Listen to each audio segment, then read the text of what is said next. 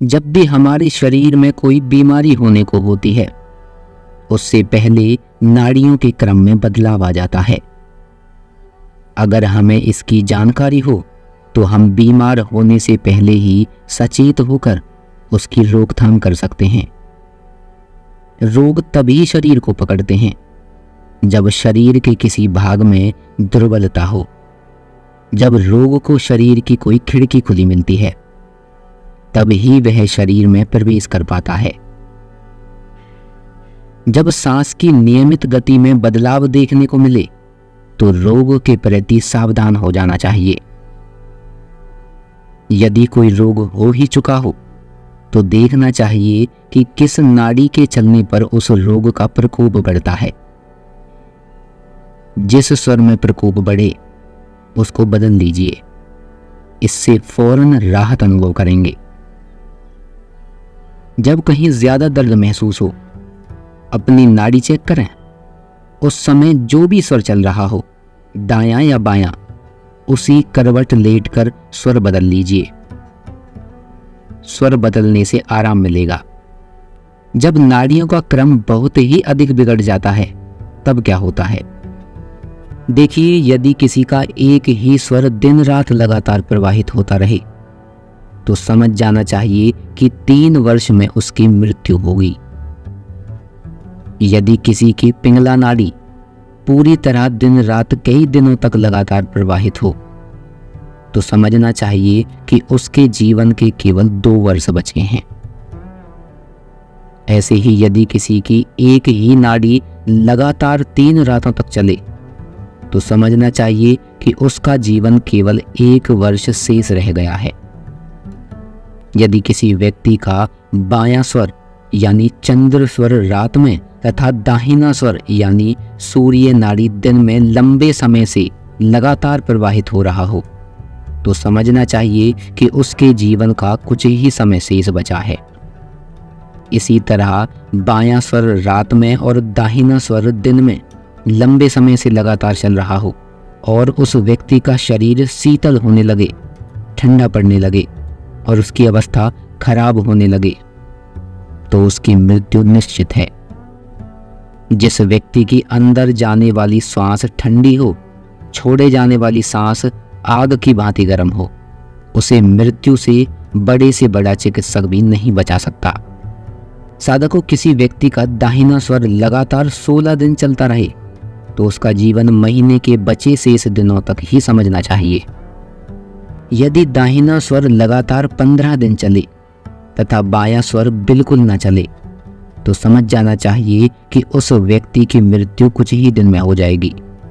शौच के समय यदि किसी व्यक्ति का कई दिनों तक मल मूत्र और अपान वायु एक साथ निकले तो समझना चाहिए कि उसके जीवन का कुछ ही समय शेष बचा है। यदि किसी व्यक्ति का लगातार कई दिनों तक बायां स्वर लगातार चले और दाहिना स्वर बिल्कुल ना चले तो समझ जाएं कि उसकी मृत्यु में कुछ ही महीने शेष बचे हैं। साधकों, हम पहले भी बता चुके हैं कि स्वर शास्त्र हजारों साल पुराना है और इतने लंबे समय में बहुत सी बातें बदल चुकी हैं। जब यह शास्त्र लिखा गया था तब समाज पूरी तरह पुरुष प्रधान था। उस वक्त स्त्री का कार्य केवल घर की देखरेख करना और संतान उत्पत्ति करना होता था। इसलिए स्वर शास्त्र में संतान उत्पत्ति के साथ कुछ ऐसी बातें भी बताई गई हैं जो केवल पुरुषों को ध्यान में रखकर लिखी गई हैं। देखिए, आज के आधुनिक युग में महिलाएं कंधे से कंधा मिलाकर हर क्षेत्र में पुरुषों के बराबर खड़ी हैं। स्त्री पुरुष के बीच भेदभाव के सख्त खिलाफ होने के कारण ऐसी बातों को कोई स्थान नहीं देना चाहिए। इसलिए हम सिर्फ उन बातों की चर्चा करेंगे जो संतान उत्पत्ति की दृष्टि से महत्वपूर्ण हो सकती हैं। साधारण तौर पर माना जाता है कि स्त्री के रजस्वला यानी पीरियड होने के 4 दिन बाद से 16 दिन तक गर्भ के लिए सबसे अच्छा समय रहता है। शास्त्रों में भी प्रथम 3 दिन महीने की तिथि अष्टमी, एकादशी, त्रयोदशी और पूर्णिमा या अमावस्या को गर्भ के लिए निषिद्ध बताया गया है। ऐसा करने से संतान में विभिन्न तरह से समस्या हो सकती है। देखिए, रजस्वला होने के 5वें दिन यदि स्त्री का चंद्र स्वर चल रहा हो और पुरुष का सूर्य स्वर प्रवाहित हो तो समागम करने से पुत्र रत्न की प्राप्ति होती है।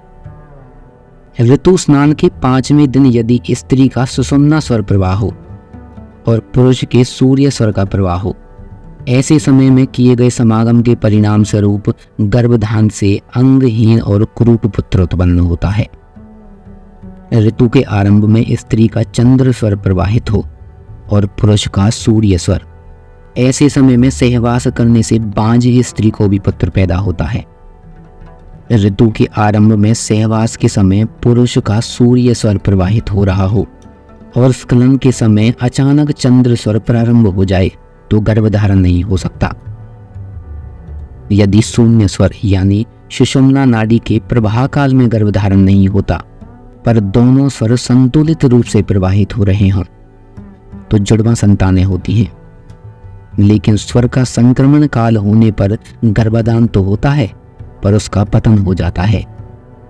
देखिए, वायु तत्व के प्रवाह काल में हुए गर्भाधान के परिणाम से रूप उत्पन्न संतान दीनहीन और अभागी होती है। जल तत्व के प्रवाह काल में गर्भाधान से उत्पन्न संतान सुखी और गौरवशाली होती है।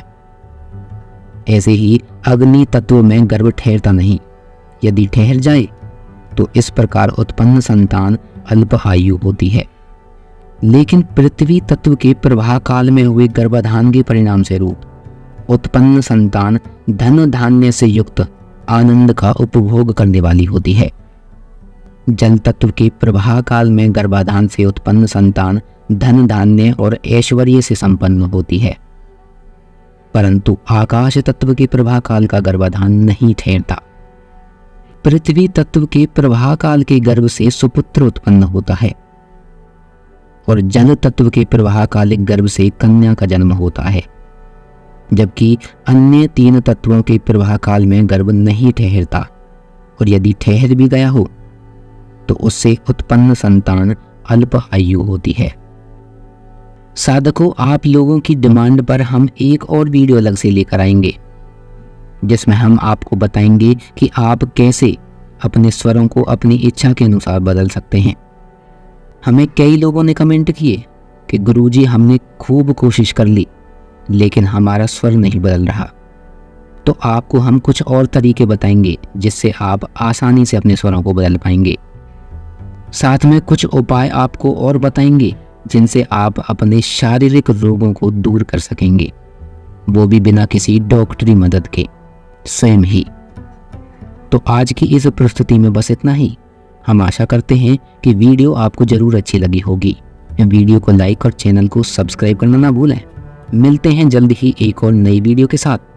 तब तक अपना ख्याल रखिए। धन्यवाद।